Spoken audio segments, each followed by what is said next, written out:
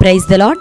ప్రియ దేవుని బిడ్డలారా, ప్రభు యేసుక్రీస్తు నామంలో మీ అందరికీ మా హృదయపూర్వకమైన వందనాలు తెలియపరుస్తూ ఉన్నా. ప్రతిదినం ప్రభు వాగ్దానం అనే ఈ వాగ్దాన కార్యక్రమంలోనికి ప్రేమతో మిమ్మల్ని ఆహ్వానిస్తూ ఉన్నాం. దేవుని బిడ్డలారా, క్షేమంగా ఉన్నారా? ఈ ఉదయకాలం మీరు ప్రార్థించారా? ప్రతిరోజు ప్రార్థించండి, వాక్యం చదవండి. అనుదినం వాగ్దానం ద్వారా ప్రభు మనతో మాట్లాడుతూ ఉన్నారు కనుక ప్రతిరోజు వాగ్దానాన్ని వీక్షించండి. మరి ఈ ఉదయకాల సమయం ప్రభు మనకు అనుగ్రహించిన వాగ్దానాన్ని చదువుకుందాం. యెషయా గ్రంథం 11వ అధ్యాయం 3-4 వచనములు. యెహోవా భయము అతనికి ఇంపైన సువాసనగా ఉండును. కంటి చూపును బట్టి అతడు తీర్పు తీర్చడు. తాను విను దానిని బట్టి విమర్శ చేయడు. నీతిని బట్టి బీదలకు తీర్పు తీర్చును. భూనివాసులలో దీనులైన వారికి యథార్థముగా విమర్శ చేయును. తన వాగ్దండము చేత లోకమును కొట్టును. తన పెదవుల ఊపిరి చేత దుష్టులను చంపును. ఆమెన్. హల్లెలూయా. దేవుని బిడ్డలారా, శ్రేష్టమైనటువంటి వాగ్దానం ఈ ఉదయకాలం ప్రభు మనతో మాట్లాడుతున్నాడు.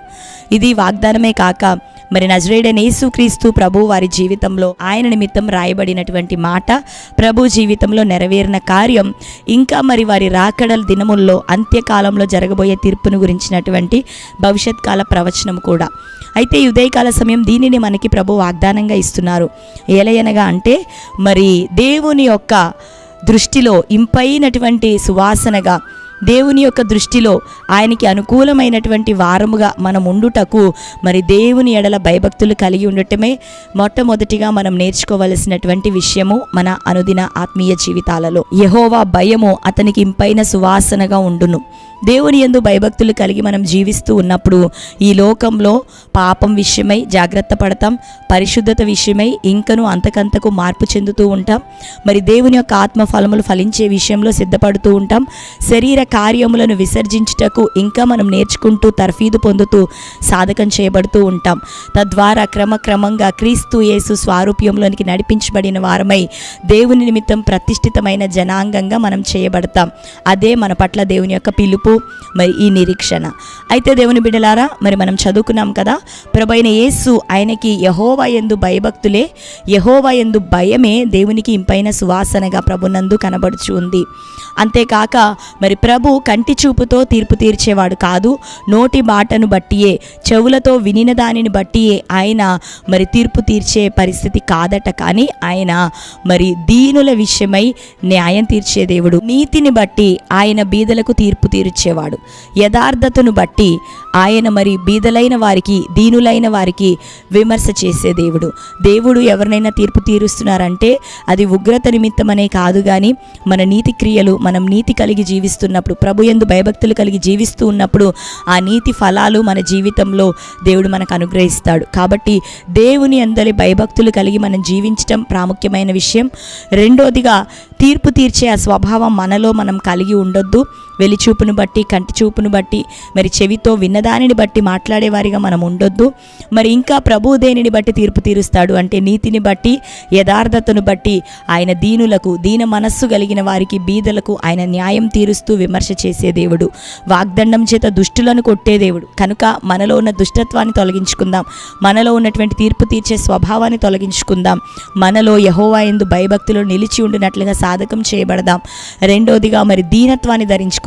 ప్రతి సందర్భంలోనూ దేవుడు దీనత్వాన్ని కోరుకునేవాడు. దీన మనస్సు కలిగిన వారి వద్దనే ప్రభు నివాసం చేసే దేవుడు. కనుక దీనత్వాన్ని కలిగి, హృదయ యథార్థతను కలిగి, నీతిని బట్టి మనం ఈ లోకంలో మరి జీవిద్దాం. దేవుని యొక్క భయము అన్ని విషయాల్లో కలిగి మనం బ్రతుకుదాం. నిశ్చయంగా దేవుడు ఉన్నతంగా మనల్ని ఆశీర్వదించబోతున్నాడు.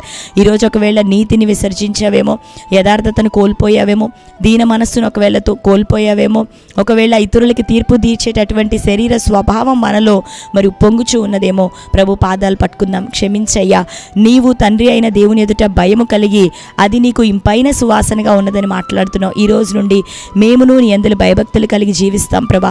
దీనత్వాన్ని కలిగి, యథార్థతను కలిగి, అయ్యా మేమును నీతిని అనుసరించే వారిగా ఉంటాం. మా జీవితాల్లో కీడును కొట్టివేయండి ప్రభా అని మీరు ప్రార్థిస్తే ప్రతి దుష్టత్వాన్ని, కీడుని, మీ మీదకి లేచిన ప్రతి దుష్టులను సైతం ప్రభు తొలగించి మనకు, మీకు, అందరికీ విజయాన్ని దేవుడు దయచేయబోతున్నాడు. ఆమేన్.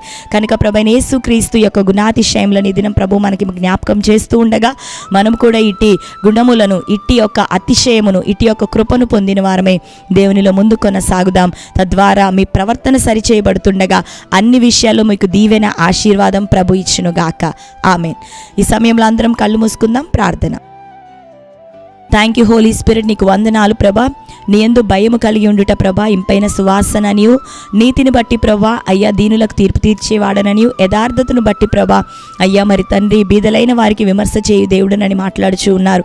ఈ ఉదయకాల సమయం మాలో ఉన్న దుష్టత్వాన్ని తొలగించండి.